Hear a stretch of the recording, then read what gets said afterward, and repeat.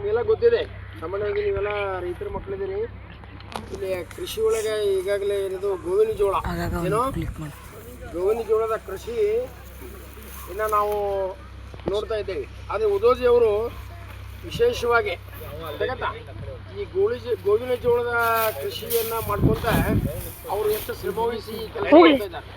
ಎಷ್ಟು ಎಕರೆ ಹೊಲ ನೋಡಿ, 4 ಎಕರೆ ಹೊಲ. ಎಷ್ಟು ಸಾಕು ಅಲ್ಲಿ ನಿಂತ್ಕೊಳ್ರಿ. 4 ಎಕರೆ ಹೊಲ, 4 ಎಕರೆ ಹೊಲ. ಎಷ್ಟು ಎಕರೆ ನೀವು ಗೊಂಜಾಳ ಹಾಕಿರಿ? 3 ಎಕರೆ ಗೊಂಜಾಳ ಹಾಕ್ಯಾರ ಅವ್ರು. ಎಷ್ಟು? 3 ಎಕರೆ. ಕೇಳಿ ಸರಿಯಾಗಿಲ್ಲ, 3 ಎಕರೆ ಗೊಂಜಾಳ ಹಾಕ್ಯಾರ. ಗೊಂಜಾಳ ಎಷ್ಟು ಚೀಲ ನಿಮಗೆ ಆಗಿದೆ ಇದು? ನೋಡಿ 60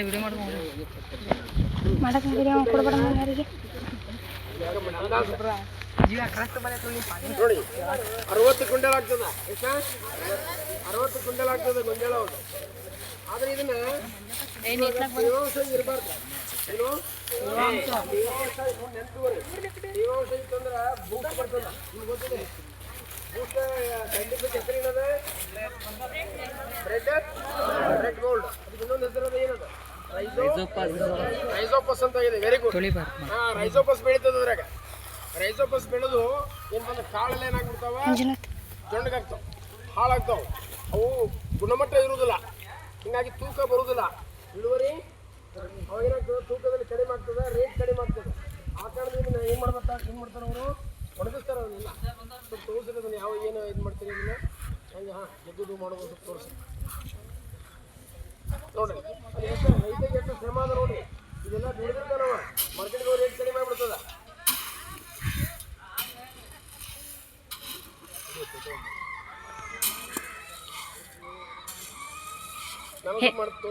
ಹಿಂಗೆ ಮೇಲೆ ಕೆಳಗೆ ಮಾಡ್ತಿರ್ಬೇಕು ಒಣಗ್ಬೇಕಂದ್ರೆ.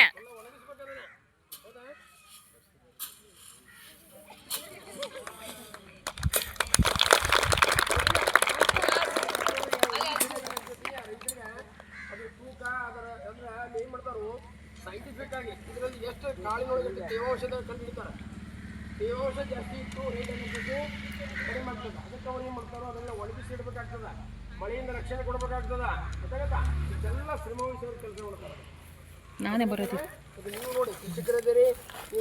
ನಿಮ್ಮ ಹೊಲದೊಳಗೆ ನೀವು ಕೂಡ ಬೆಳೆದಾಗ ಅದನ್ನು ರಕ್ಷಣೆ ಮಾಡೋದು, ಅದು ಮಾರ್ಕೆಟಿಗೆ ಸಾಗಿಸೋದು, ಅದರ ಬೆಲೆ ಅದೆಲ್ಲ ಕಲ್ಕೋಬೇಕಾಗ್ತದೆ. ಎಷ್ಟು ಅಮೌಂಟ್, ಎಷ್ಟು ದುಡ್ಡು ಆಗ್ತದೆ ಇದಕ್ಕೆ?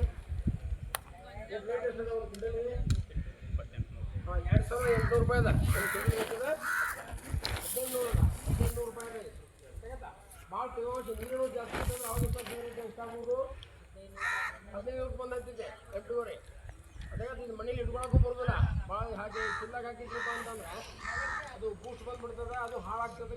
ರೈತರು ಇಂಥ ಭಾಳಷ್ಟು ಶ್ರಮವಹಿಸಿ ರಕ್ಷಣೆ ಮಾಡೋ ಜವಾಬ್ದಾರಿ. ಆಹಾರ ಸಂರಕ್ಷಣೆ ಅಂತಾರೆ. ಏನಂತಾರೋ? ಆಹಾರ ಸಂರಕ್ಷಣೆ. ಇದು ಒಂದು ಪಾಠ ಅದ ನಿಮಗೆ. ಏನದು? ಒಂದು ಹೆಸರದ ಪ್ರಾಣಿ ಸಾಕಾಣಿಕೆ, ಆಹಾರ ಸಂರಕ್ಷಣೆ, ಆಹಾರವನ್ನು ಬೆಳೆಯುವಂಥ ವಿಧಾನಗಳು, ಗೊಬ್ಬರ ಹಾಕೋದು ಹೆಂಗೆ, ನಮ್ಮ ಕೀಟನಾಶಕ ಹೆಂಗೆ ಬಳಸಬೇಕು, ಎಲ್ಲವೂ ಇಂಡಿಯಾದ ಒಂದು ಪಾಠದಲ್ಲಿ ಮಾತ್ರ ಇವತ್ತು ನಾವು ನಮ್ಮ ಸಂಜೆಯವರ ಹೊಳಗೆ ಬಂದೀವಿ. ಆ ಕಾರಣದಿಂದ ಅವರಿಗೆ ನಾವೆಲ್ಲ ಸಿಸ್ಟರ್ ಅವ್ರ ಪರವಾಗಿ, ಸಿಬ್ಬಂದಿ ಮತ್ತು ನಿಮ್ಮೆಲ್ಲರ ಪರವಾಗಿ ಈ ಮೂಲಕ ಧನ್ಯವಾದಗಳು.